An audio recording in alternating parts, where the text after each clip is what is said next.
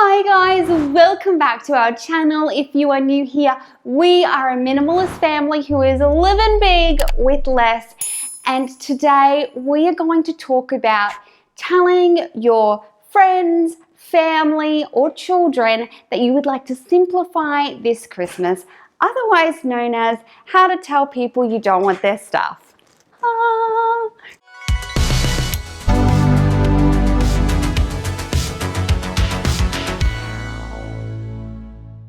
So guys, a few days ago, I reached out to you for questions about Christmas for a Q&A, which is on its way to you guys very shortly. But overwhelmingly, I received so many comments about how do I talk to my mother, my extended family, my distant relatives about wanting to simplify or minimalize at Christmas, about wanting to receive either different kinds of gifts or less gifts, or how to speak to my children about wanting to go for a simpler Christmas approach. And so today I'm going to hit you up with some of my best tips for thinking outside the box, for letting those people we love most in our life know that we love and appreciate them, but this year we would like to simplify. So my first tip for you is to tell people as early as possible that you would like less gifts. The more time you give people, the better chance that you have they haven't already bought something. It's also really good to start talking with your kids as early as possible about how things might be different this year, or even if you just bring up the topic that, hey, last year we got a lot of things that we didn't use, or perhaps as part of your decluttering conversation, as you're decluttering toys with your kids, maybe you say something like, hey, we got a lot of toys here that we don't play with. Maybe this year we could focus on the toys that we really like. Those types of conversations, even if it's just expressing how much simplicity has helped you and changed your world, those types of conversations are really going to help when it comes time to let them know that you're wanting to simplify at Christmas, because they will have already heard you talk about it. It's something that's not new to them, that they know that you're aware of. I have the bonus of making videos on minimalism on YouTube, so most of my friends and family are really aware about how I stand. But I still like to keep these conversations open, and the more two-way conversations we have, the easier that's going to be. Number two, especially if you have someone in your life that you think might not really grasp the point of minimalism, or has expressed to you some distaste in the minimalism concept previously, is to try and see it from their point of view when you go to speak to them. And I find that when people feel heard and understood, that they're much more likely to be on board with what you're saying.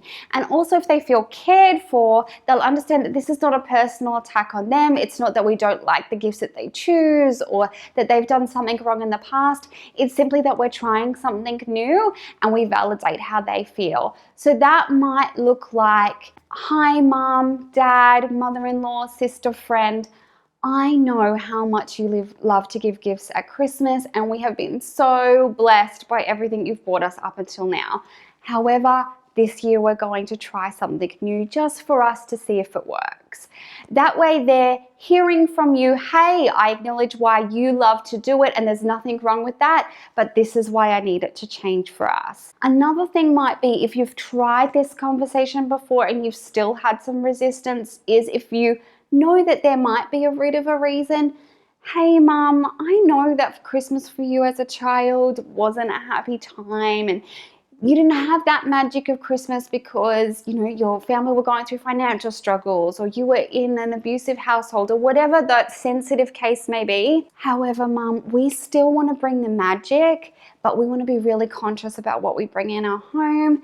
And so this year we're going to try doing this, and we want to do it so that we have more time to foster relationships with you, with our kids. So this is not about wanting to stop the beautiful gifts of Christmas. It's just about wanting to express it in a different way. Now, ultimately, I don't know that there are any magic words, and there may be someone in your life that no matter how gently you put it, no matter how lovingly you do it, there still might be some comeback, and I'll talk a little bit more about that later. But ultimately, we are only accountable for what we say and what we do and what our attitude is. And if they still decide to have a problem with it, that's actually on them, and you're not in charge of their responsibilities. So take it from someone who has had lots of experience with having to lay down the law. And I am a peacekeeper by nature, so I would never want to offend someone. But at the end of the day, I'm responsible for what my decisions are and my reactions are, and they are responsible for their reactions. So I'm sending you all my loving vibes as you have these conversations, and I really hope they go well for you. Okay, number 3 is particularly around children, that if this is your first year maybe going minimal and they're really used to having lots of toys, that my 3rd tip is to keep the magic.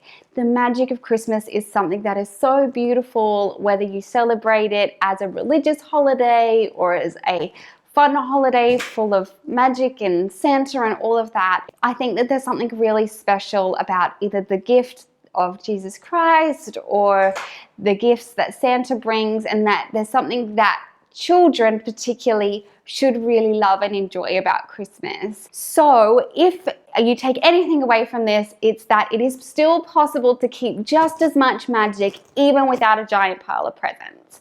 So some ways that you can do that, especially if you have a child who really loves abundance, is again starting the conversation early. If they believed in Santa, maybe you could frame it as, hey, I talked to Santa and he noticed that you got lots of toys last year and some of them you didn't want to play with. So Santa was thinking that this year you might like to get a few toys that you're really going to love, and that way we can get some bigger things or some different things that we haven't tried before, but there might be less toys under the tree this year, so that they sort of start to grasp that concept, that they're not feeling like they're missing out, that Santa's just trying something new. Another thing that you can try is traditions that don't involve gifts at all. So whether that's watching Christmas movies, going to Christmas carols.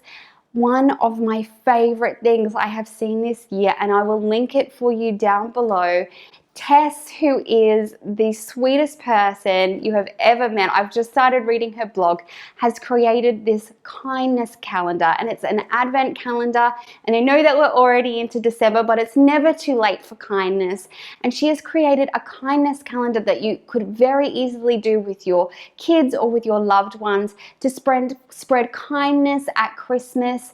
And that takes us the focus off us and puts it on others. But children love to give. Children love to be kind. And so this is a great way to do something together. I'll link the full list down for you down below. It's not too late to catch up or to pick it up from wherever you're watching this video from now.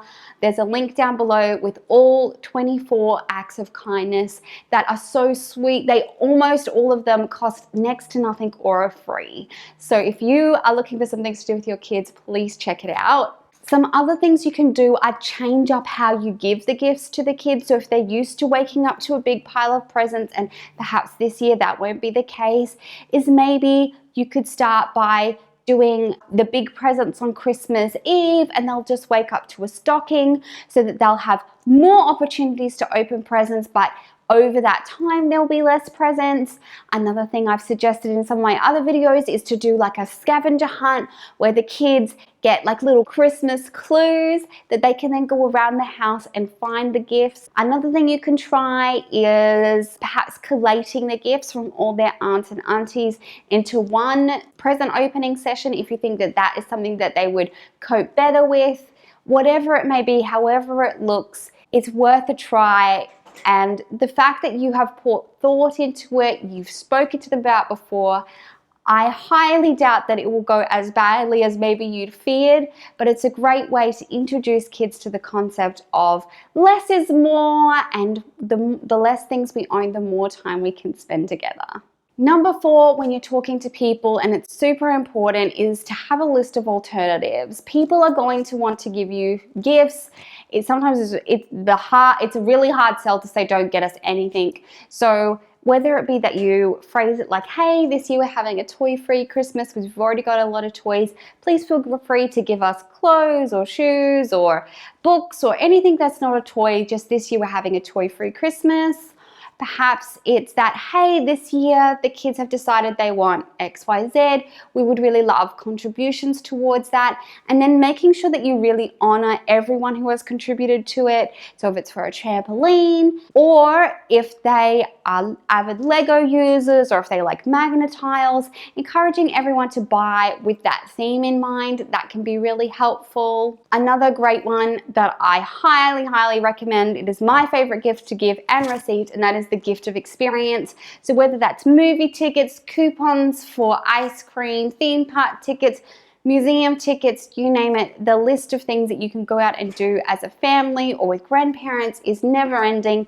And so that is a wonderful gift. Another gift when people are on a small budget that I think is really helpful, so for things like aunts and uncles, is consumables. So things like pencils or paints, bath products, fun toothbrushes or toothpaste in their favorite characters, that sort of thing. Things that they're going to need anyway, they're going to use, cake mixes, you name it, they are all great consumable gifts. Number 5 is be willing to try something new. This is great, whether it's friends, family, or kids that you're trying to get on board on the minimalist train. Trying something new helps us to make new neurological pathways. So we can still keep the happiness there, but we can do it in a different way where we're not going to be expecting the same results. So like I said with the kids, it's about keeping the magic, whether that's mixing up when you give presents or how you give presents.